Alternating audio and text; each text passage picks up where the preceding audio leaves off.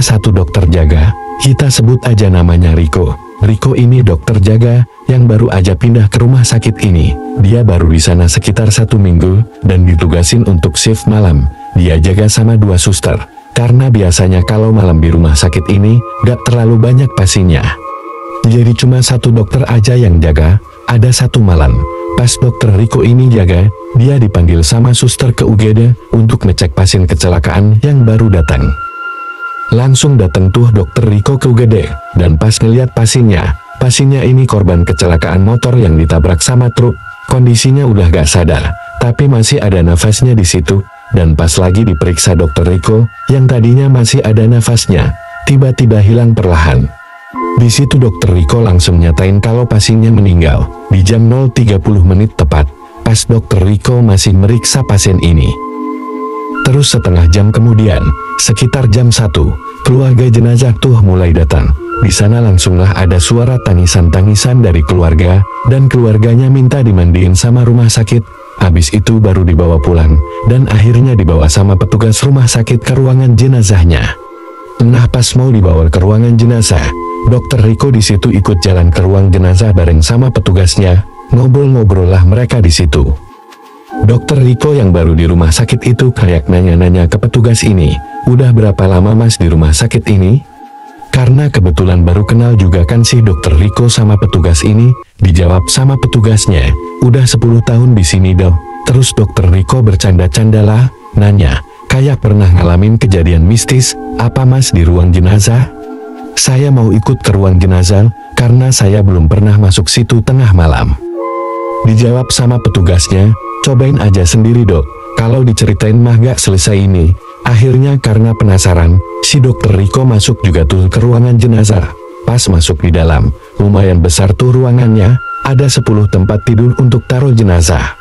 Tapi ada beberapa jenazah yang katanya belum diambil-ambil, juga sama pihak keluarga, udah kayak berbulan-bulan gitu. Dan di situ akhirnya dokter Riko lumayan kaget ngeliat beberapa jenazah yang masih ada di ruangan itu.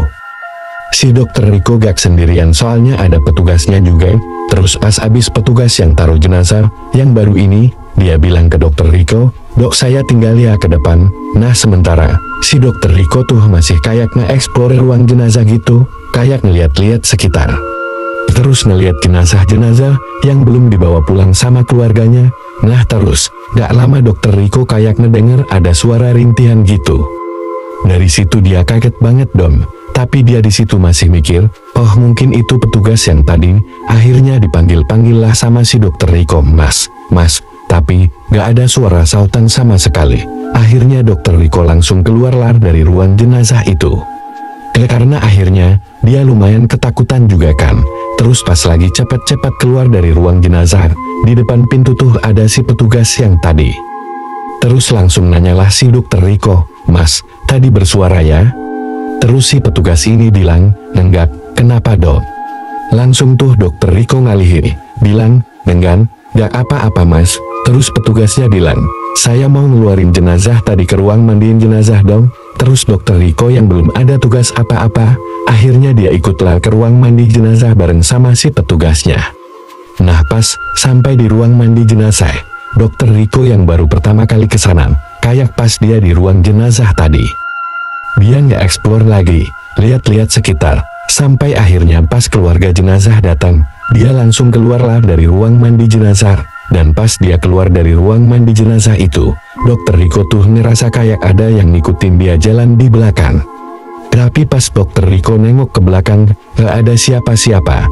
Akhirnya dia berusaha jalan cepet tuh, mau ke arah WIGD lagi. Tapi pas dia lagi jalan cepet, kan kalau mau ke WIGD harus ngelewatin ruang jenazah tadi. Nah, pas dia ngelewatin ruang jenazah, dokter Riko ngeliat ruang jenazah kayak kebuka lebar gitu. Padahal tadi udah ditutup rapat sama si petugas ini. Dan pas dokter Riko kayak mau nutup ruang jenazahnya, dia tuh ngeliat ada suster jaga WIGD di pojok ruang jenazah. Lagi ngeliatin jenazah yang udah lama gak diambil. Akhirnya masuklah dokter Riko ke ruang jenazah itu. Dia mau nanya ke suster jaga itu ngapain di ruang jenazah. Soalnya dikira dokter Riko, jenazah yang udah lama ditaruh di situ, akhirnya mau diambil keluarganya. Tapi gak taunya, Pas dia masuk ke situ, susternya itu nangis-nangis sambil ngelus jenazah ini. Terus susternya ngeliatlah ke dokter Riko. Dengan kondisi mukanya susternya tuh nangis darah. Di situ si dokter Riko langsung cepat-cepat keluar dari ruang jenazah itu. Dia nutup pintunya. Dia jalan cepat ke UGD. Terus begitu sampai UGD, dia langsung duduklah di meja UGD-nya. Terus nafasnya masih ngos-ngosan. Karena tadi cepat tuh dia jalannya. Langsung ditanyalah sama suster jaga yang gak ada di UGD. Yang tadi dia lihat, si susternya nanya, "Dok, kenapa?" Terus dijawab nih sama si dokter Riko, "Tadi saya lihat kamu di ruang jenazah." Terus si susternya itu ketawa-tawa bilang, "Ih dokter, ada-ada aja sih. Jangan takut-takutin dong." Terus, karena si dokter Riko juga gak mau takut-takutin suster ini, jadi ya udah gak diterusin pembicaraannya, yang barusan. Nah lanjut, sekitar jam 3 pagi. Tiba-tiba ada pasien masuk ke UGD, dibawa pakai ambulans, dan ternyata sama korban kecelakaan lagi. Tapi kali ini kecelakaannya mobil. Langsunglah diperiksa sama dokter Riko, dan ini tuh lebih mengenaskan daripada yang pertama tadi. Tangannya si pasien ini sampai copot gitu, dan kondisinya juga udah gak bernyawa. Pokoknya dia meninggal di tempat yang lokasinya tuh gak jauh dari rumah sakit ini. Akhirnya langsung dibawa ke ruang jenazah, sambil nunggu keluarganya. Katanya datang pas subuh nanti, dibawa lagi tuh sama si petugas, yang tadi ngebawa jenazah pertama pas udah dibawa. Dokter Riko ikut ngebawa jenazah itu, sama petugasnya sambil ngeritain, apa yang dia lihat tadi di ruang jenazah. Terus kan posisinya itu, petugasnya ngedorong kereta jenazahnya. Sedangkan dokter Riko di sebelah petugasnya sambil menghadap ngeliat ke depan gitu kan sambil jalan. Terus akhirnya petugasnya nyautin cerita dokter Riko tadi, dan bilang, akhirnya dokter melihat juga ya, tapi suaranya berubah jadi suara perempuan. Dan pas dokter Riko nengok ke sebelahnya, ternyata itu suster yang tadi dia lihat di ruang jenazah, yang lagi nangis darah, bukan si petugas jenazah itu. Tapi kali ini, mukanya si suster ini tuh hancur banget, dan penuh sama darah-darah. Di situ dokter Riko langsung ngeliat ke belakang. Dan pas dia ngeliat ke depan lagi, sosok suster dan kereta jenazahnya itu tuh gak ada. Yang dia bawa berarti orang yang meninggal kecelakaan mobil kan, itu juga ikutan hilang. Apa jangan-jangan sebenarnya gak ada mayatnya?